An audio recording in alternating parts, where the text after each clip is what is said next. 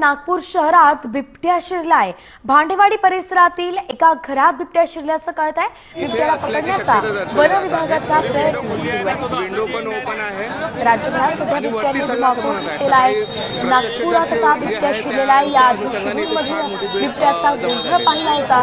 शिरूर, पुणे या सगळ्या जिल्ह्यांमध्ये सध्या बिबट्याचा मोठा धुमाकूळ पाहायला मिळतोय।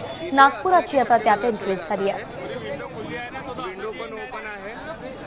भांडेवाडी खरं तर हा गजबजलेला परिसर आहे, मात्र या ठिकाणी आज सकाळी बिबट्या दिसून आला। सर्वात पहिले जिने बिबट्या पाहिला ते अनिल गणपत राऊत यांची मुलगी आहे। त्या मुलीने हा खरं तर बिबट्या असल्याची माहिती मिळाली होती। आपण तिच्याशी पहिले बातचीत करू। मी आधी त्याची म्हणजे पुष्पा आली, मग माझा भाऊ वगैरे सगळ्यांनी त्याला म्हणजे काडी वगैरे सगळं मारलं, पण त्यांनी काही रिस्पॉन्स केला नाही।